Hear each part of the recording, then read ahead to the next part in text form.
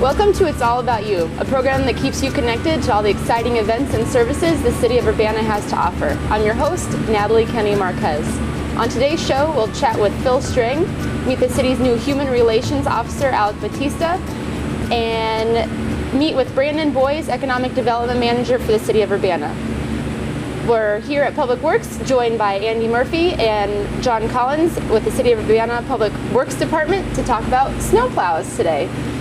Nice to have you guys on the show. Thanks for having us. I know we met last winter to talk about snow removal and those operations here in the city, but I thought this year would be fun to actually come out to your garage and check out some of the equipment and learn about snowplow operations here in the city.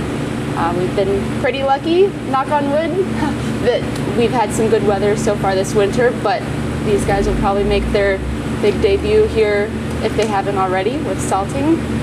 Tell us a little bit about how the operations work and about the equipment you use. Well, with any snow operation, it's an all year long process. A lot of what I do is procuring the materials, scheduling the equipment, getting the crews trained, and researching equipment and different methods. And even through a lot of that research, we still go back to salt. Salt seems to be the most cost-effective method to use. And then after that, for the most part, once snow actually gets here, I turn things over to Andy and the supervisors, Vince Gustafson, and we have a new snow supervisor this year with Brad Osterberg.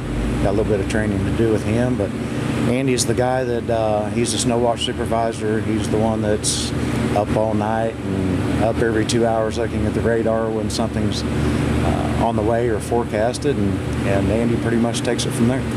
Snow Watch Supervisor, that sounds like an awesome title. It's not. But no, this year's been pretty lucky this year. We dodged any severe weather. Right. We still go back to 2 years ago where at this point last year I think we had been out 17. We had 17 pretty significant snow events. So we're enjoying it this year. I know the city budget's probably paying dividends this year with the lack of snow we've had. Mm-hmm. So about the equipment, what do you use and what's the process to get ready when you see on the radar something's coming? I know you guys send out to different departments that there's a weather alert happening, so that's probably your cue to get ready. I'm sure you're already ready, but... Well, pretty much every storm, we approach the same way. We have various weather forecasting services we use to try to kind of get an idea of what's coming. It's not always right, usually not right. But our first thing is to make sure all our equipment's ready. We try to keep everything cleaned up, our materials stocked. We on a regular basis, we go through and clean and checklist just to keep on top of things. That way, if we develop any issues with any of our equipment, we can try to get to it and fix before we're actually going to need it. So pretty much every time they're calling or forecasting any type of snow event, we'll have the equipment ready, in good working order, cleaned up, and pretty much ready to go. Really depending on the storm, the main difference is we're going to use salt 99% of the time. If it's too cold, some of these Arctic temperatures, salt really won't do much, so we'll kind of hold off until it might warm up a little bit. But for the most part, we'll have the trucks ready, salt loaded, and really the only difference is if they're calling for a significant snow, we'll go ahead and put the plows on. Okay. This year so far, we've within the half-inch to 1 inch range. Over a period of time, it's usually just a salting operation. We really don't start pushing the snow until it's either really cold or 2 inches or more. Right. And I know today, as we've been in here filming, there's been some trucks coming in, and you're doing some maintenance work and prep. What all is involved with that? Yeah, we had them all out yesterday morning. We got that little bit of snow with the dropping temperature, so we tried to get out early and get the salt down while it was still at a melting temperature. So kind of what we're doing today is the salt we didn't use, we will dump out of the trucks and we put back in our storage. That way we can keep it dry and out of the elements, because if you get salt too wet, sometimes it chunks up and it's not as easy to use, and the trucks don't necessarily agree with it. So the main thing we're doing is emptying all that, putting it back in the stockpile. Today we're washing the trucks. Obviously, living in Illinois, everyone knows what salt can do to your vehicles. Yep. It's certainly not any better on these trucks. There's a lot of metal exposed, so we try to keep them clean. and we're just going through checking fluids, tires, and if we have any issues, we report that to the mechanics. Because right now we're looking at another possible event this weekend, so we're just kind of getting everything cleaned up, ready to go for this weekend. And so you keep the actual plows for the trucks in here. What do the trucks do when it's not snowing? We've still got a number of construction projects we try and work on if the temperatures aren't too cold and the ground's frozen too hard. And this year with the Emerald Ash Borer, we're removing an awful lot of ash trees, or the arbor division's cutting down an awful lot of ash trees. We've been assisting with that operation and hauling off the bulk wood and removing stumps. And we've still got cold patch, we've still got pothole patching to do, and a number of other street-related tasks, maintenance-related tasks. So these trucks are out all year round. All year long. But it's pretty fun when the plows go on, right? I still enjoy it. I don't know about everybody else, but I enjoy it. That's good. Well, thank you so much for all you do, for waking up early, following the weather. Absolutely. For helping us out in the city of Urbana, the drivers, the residents, visitors, and business owners. We thank you. Thanks for having us.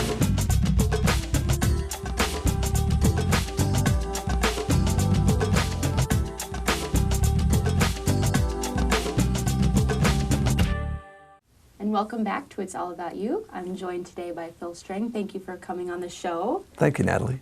We appreciate you being here. And for those of us that don't know you and don't know all of the contributions you've made to Urbana, tell us a little bit about your background and about yourself. Okay, I'll try to keep it short. I came here in 1967 when I was 17 as a freshman at the university. During my junior year, we started Record Service, which became a full-size record store, and did that for about 33 years. And then when the store folded, I started painting full-time, which is kind of weird because I'd always done the advertising, so I'd done commercial art for a long time, and I had taken art classes in school, but all of a sudden I had a lot of free time, and I had a lot of glass. So for some reason, I decided to paint on glass, which was really a lot of fun and a challenge because I had never seen anybody else doing it before. And then I started reading up on it, and there's a Belgian school that does painting on glass and a Japanese school, and mostly they're painting on the back, or the Japanese one, they take these little ornaments and they paint on the inside and everything's backwards. Okay. I thought, no, I don't want to do that. But I had these pieces of glass, and some of them were like 2 inches by 10 inches. The biggest one was maybe 12 by 16. Most of the work I do in the past 10 years has been on 8 by 10 pieces of glass. So like this painting of Wrigley, the original is on an 8 by 10 piece of glass, which I have scanned at Dixon Graphics, who does great work. Mm-hmm. And then I have, I can print them out whatever size I want. So I can print out a little 5 by 7 card, or I can print it out this big or even bigger without losing quality. Actually, it astounds me sometimes how clear it does come out. So, so I've been painting a lot, and I work for the university now, so, which means I don't have as much time as I would like, but I'm retiring in 11 months, and then I can paint full time, which is exciting. Excellent. And you recently wrapped up a really fun project in Urbana called Keep Urbana String. I have some information. Yes, Keeping about Urbana String. And yes, and it was fabulous. It lasted for a little over 2 months. Tell us about the project. About 6, 7 months ago, I had this idea. Since there aren't very many galleries and there aren't very many places to show your work, and I've done a lot of bars and restaurants, I thought, well, what if I just used the whole city of Urbana? And I thought, oh, that's kind of a crazy idea. And then I got two positive feedbacks. One was when the Urbana Businessmen Association decided to put one of my paintings as their mural on glass on their window. I thought, well, that's certainly a good introduction to it. A nice 6 foot by 8 foot, painting. I mean, it looks like it was actually painted on the glass. The original on that is also 8 by 10. So it's really strange when you see something that big out of something that small to begin with. Yeah, it's fabulous right there on Main Street. Yeah, and so I loved the way that looked, and I thought, okay, I'm going to try this. And I talked to a couple people I know who own businesses, including Carolyn Baxley over at Cinema. Mm-hmm. And yeah, she said she thought it was a great idea, and she would put a piece in. I thought, I'm going to try to get somewhere between 20 and 30 businesses to say, yeah, we'll put a piece up. And then I told them I'd make a flyer and a map and promote it. And the idea for the name came from in Austin, keeping Austin weird. Yeah. And I thought, this would be a nice play on that. Instead of strange, make it Strang. And I thought, we'll just try it and see what happens. And I spent the month of September, going around and talking to every business and got great response. I mean, it was just pretty amazing to me that there was only 2 places that wouldn't or couldn't do it. One was they didn't have a space available. Another one was they had something else at the same time period and couldn't do it. And then I had a couple people I never could actually get a hold of, the owners or the managers. But everybody was like, yeah, sure. And then it was like, I put a book together with 80 of my pieces that I had ready to hang, some originals, some prints, right. And some of them were work from 12 years ago, some of them were work from 2 months ago. And I thought, let them pick what they want. And also had the sizes so they could pick something small if they didn't have a lot of space, or something really big if they had a place for it. Right. And it was so much fun taking the book around, and people would go, oh, I'll take this one. Wait, oh, and this one. And how about this one? And, you know, so I had one place that had 11 pieces, one place that had 6, and several others that had 3 or 4. And I thought, what a great response, and how much fun could this be? Of course, then I spent the entire month of October hanging all the artwork. And there were like 56 pieces, which ended up actually being 70 because David Kraft let me use his front windows of Kraft Properties. So I put another 18 pieces in his windows. So I had, you know, over 70 pieces of art to hang, and fortunately I had my son Joe help me some of them because he had to climb ladders and hang some stuff. But I thought, you know, how cool can this be? This is so much fun. And then I made together this flyer, and so everybody would have one of those to hand out, and I could hand it out to all my friends, and hopefully that nobody would say, oh, I didn't know this was going on, because that's what you always get when you have an art exhibit. 2/3 of your friends are like, oh, I didn't know anything about it. And I thought, I'm going to promote it as much as I can, and hopefully not be too obnoxious about it. You know, used Facebook quite a bit, had several local papers, magazines, do little pieces on it, and it's been a great fun, very positive, and a good time. And I actually found myself supporting all the Urbana businesses even more than I usually do. Oh, sure. And you have a great list of participants that had your artwork in their business. And do you feel like you got a great feedback from the businesses afterwards and the community? I mean, I heard about it in multiple different places. Well, I think all the businesses were pretty happy. You know, people would come in and say, where's the Strang piece? Or they'd go and look for it. And some of them, they're like right out in the open. Some of them, they're like hidden upstairs or hidden in a back room or something. But that's part of the fun. It's almost like a treasure hunt, I think. Right. And the weather was great, too, which made it much, much easier. I kept thinking, oh, it's going to rain, and then it's going to snow, and nobody's going to be able to get out, and nobody's going to be able to go see all this. But instead, the weather was beautiful. I had nothing but very good positive response to it, so I'm very happy with it. So it's such a great response to doing this this past November and December. Do you think that this is something you're going to embark upon, maybe a second annual? Probably not annual or not right away, though I would encourage other artists I know to try to do something similar. Actually, it was very funny. Before I actually started it, I was talking with Beth Darling and Michael First, who are both local artists. Yes. And Beth's like, well, no, we should call it Keeping Urbana Darling. And I said, well, that's a great idea, but you can't do it until I'm done. And then Michael goes, no, Keeping Urbana First. Oh, there you go. So they both have perfect names. Not everybody does, you know. Yeah. Keeping Urbana Chapman doesn't sound quite as good. Keeping Urbana KennyMarquez doesn't right at all. No. But I'm hoping that other people will try to do similar ideas, because there is a shortage of galleries everywhere. I mean, it's very hard for a gallery to make a living, and it's very hard for an artist to make a living. And I'm going to try in about 10 months when I retire to just do art full time, hopefully at least to break even. Right. Well, I think this was a great project. I think it's fabulous that so many businesses were involved, and that it's really the community coming together to support the arts. And I think that that's one great thing that Urbana has to offer, is that support and that cooperation and collaboration. So we appreciate you doing this and look forward to you doing more of this and supporting you as an artist here. Well, I agree completely. And when I win the lottery, I'm going to invest in a Urbana arts building. I was just thinking about that on the drive over here. It's like, yeah, I have this idea about this building that would be just for Urbana Arts, and that would include dance and music, as well as the print, the painted media, and of course it would take $100,000. So, but if I win the lottery, it would be a drop. It would be nothing. There you go. Yeah. Well, when that's ready to go, let me know. We'll come do an interview for It's All About You. Okay, great. Well, thank you so much for your time and joining us Natalie, today. it's wonderful. And bringing these wonderful pieces. And let me just say one thing about this piece, which I don't know if you can see it very well from over there, but this piece has just spent the last 2 months down in St. Louis at the St. Louis Artists Guild. It was picked for a juried show down there, which I was very happy with. Of course, they had 63 pieces in the show, and I asked them at the show, so how many pieces sold? I said, 1. I said, well, that's about normal. You could have 60 pieces out there, and you might sell 1, and that's just the life of an artist. Yeah. Wow.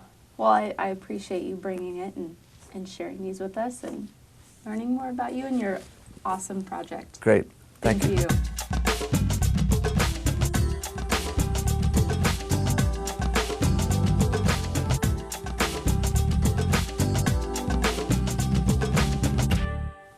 We're back with It's All About You, and we're joined now by Alex Batista. Thank you so much for being on the program today.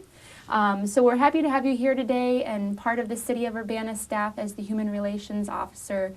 Before we get into your role here at the city, why don't you tell us a little bit about your background and share with us how you came to the City of Urbana? Okay. Well, my name is Alex Batista, and I was born in San Antonio, Texas. So I like Texas a lot and warmer weather. We moved to Illinois probably when I was 5 years old, and we encountered snow. So at first, we thought we were going to drown in it, but realized how much fun it is. Mostly lived in the Chicagoland area, southern suburbs, and then eventually into northwest Indiana. I came to the University of Illinois. That's what brought me to Urbana. And I had a choice of where I could go.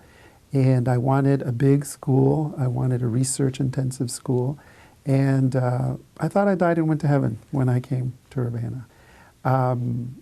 Learned a lot, fell in love with the community. I like the partnership between the cities and the University of Illinois. I like the knowledge. It's just everywhere.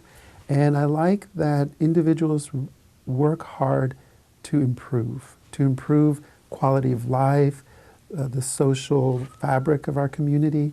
It's empowering, it's motivating. I enjoy it. Well, that's a wonderful way to put it, and it's very nice to hear that, because I also think that same thing about Champaign-Urbana. It's a great community to work, to live, to call home, to visit, and so I'm glad that you're bringing that enthusiasm to your role here at the City of Urbana as the Human Relations Officer. And for those who might not know, what does the Human Relations Officer do? Tell us about your office and your department.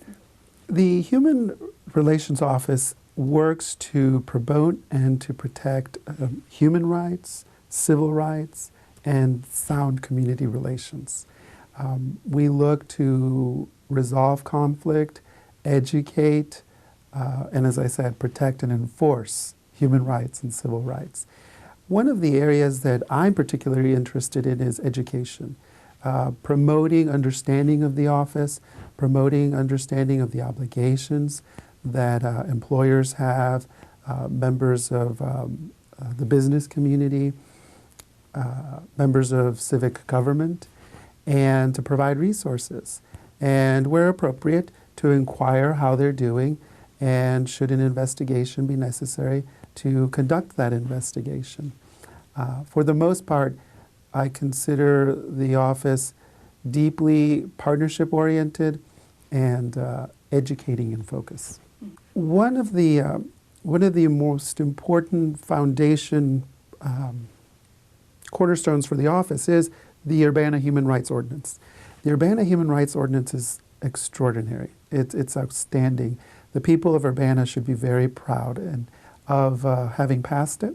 It provides extensive protection to individuals across categories. It's one of the most robust ordinances that exist. Also, I wanted to point out that the office works very closely and partners with and supports the Human Rights Commission, the Civilian Police Review Board, and most recently the IDOT task force that looked at stop data for the city of Urbana. And together with these partnerships and with partnerships in the community, it seeks to support, advance, and to conduct its own work. I couldn't do the work without these bodies of committed individuals that are talented, intelligent, and I look forward to seeing what are the priorities moving forward. Right. The ordinance that you mentioned and some of the other documents and resources that you have available, you've made them all very easy to find on the city website and nicely organized in a reading room, as it's called on the page. Tell us a little bit about those documents in case there's viewers that want to read up on these things that you've mentioned. Yes.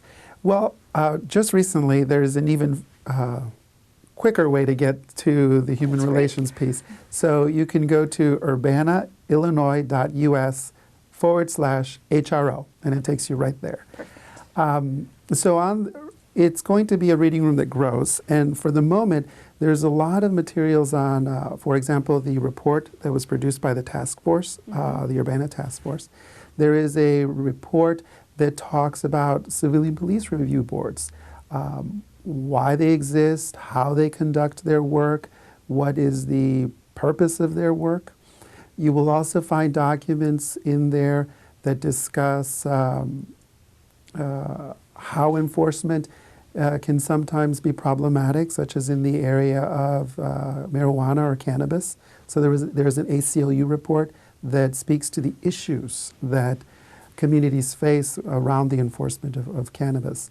There are issues that are discussed, such as immigration. There's some publications that you'll find there.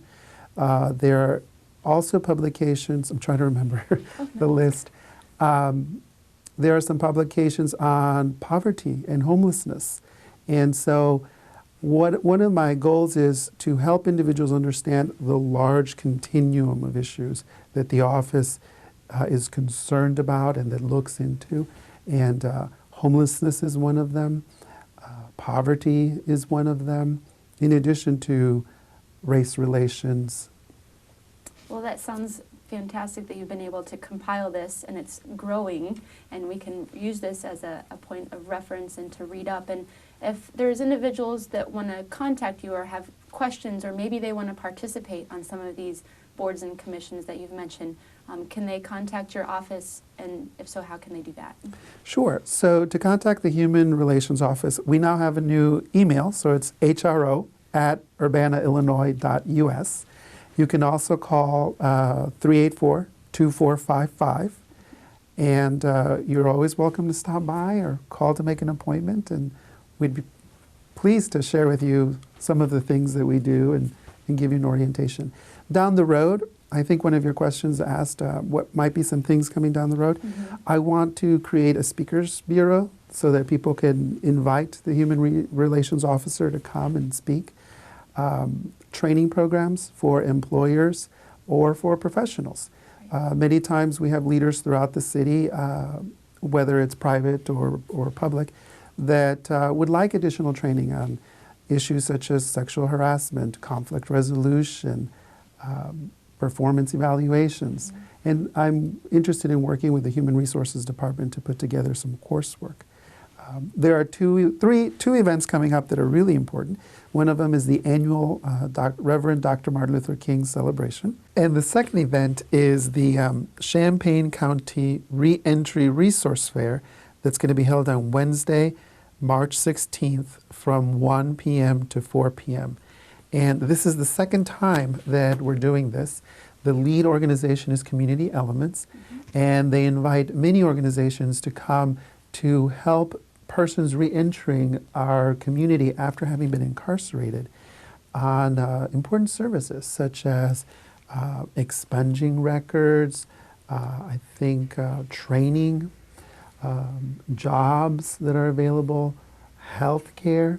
And it was really neat. Last year was the first year and I was able to attend, to see all of these men and women going from booth to booth, seeing the support that is available in our community and getting that support. You know, it was almost like one-stop shopping for all of these amazing services that you need. Right. I was hoping that they would offer it again this year, and they are.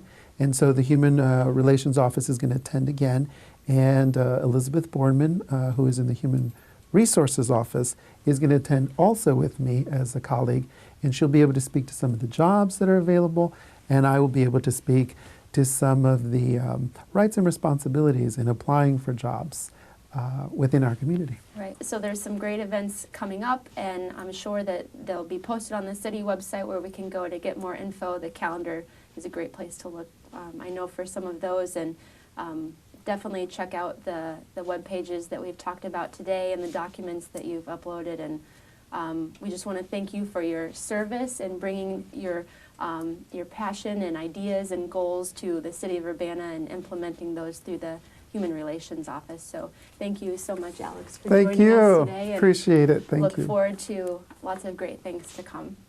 Thank you.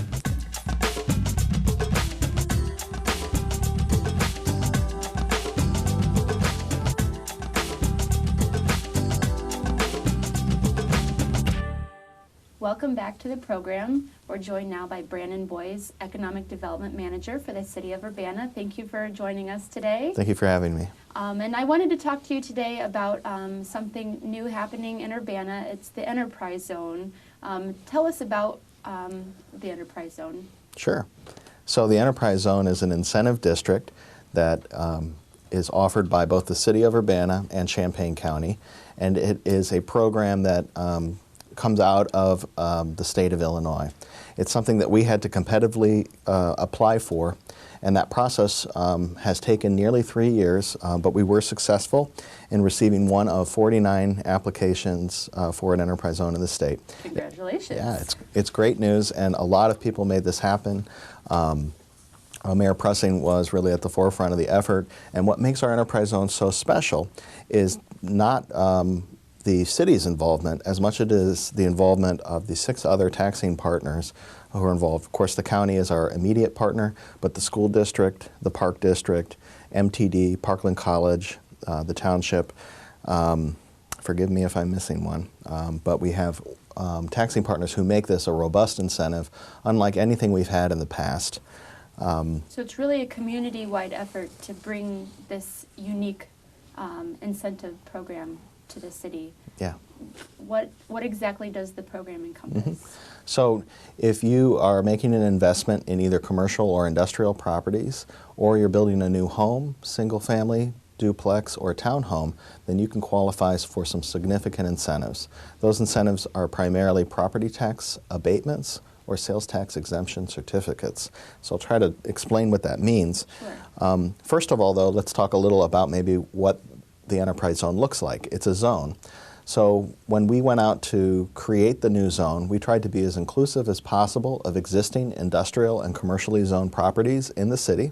So most businesses are already included in the new zone. And then we also, in partnership with the county, included areas that were likely to be developed as new commercial or industrial areas. Then we also focused for new single-family or duplex construction.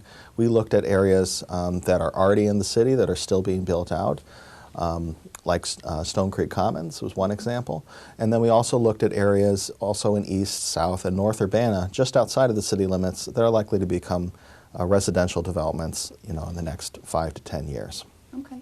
And where can folks go to see a map of where this zone is located in Urbana? It's at the city's website, urbanaillinois.us/EZ, which stands for Enterprise Zone. Letter E, letter Z. Excellent. So the most important thing about qualifying for an incentive is your property needs to be located in that zone. If your property is located in the zone, if you do I'll give a couple of examples. Sure, that's great.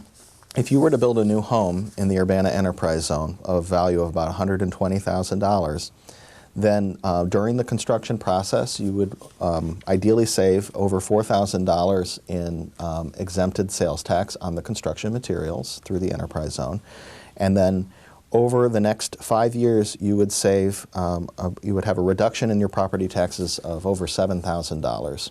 And that property tax abatement is the result of the partnership with all our taxing partners. That's what made we believe makes our enterprise zone very appealing. Right. That's fantastic. And what about for someone involved in commercial building?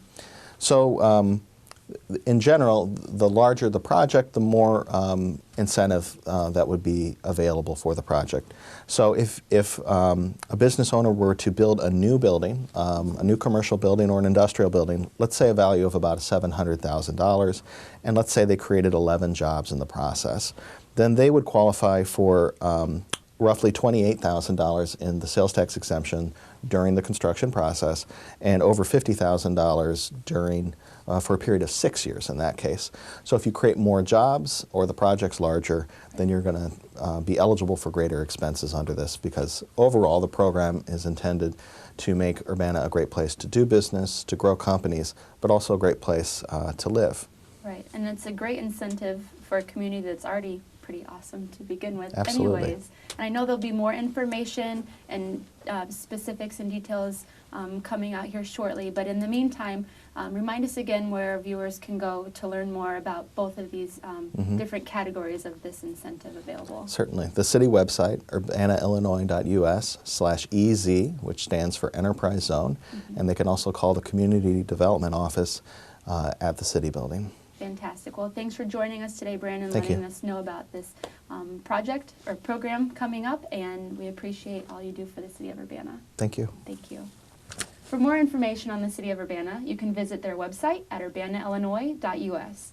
We appreciate you tuning in today and hope you'll join us again soon. And remember, it's all about you.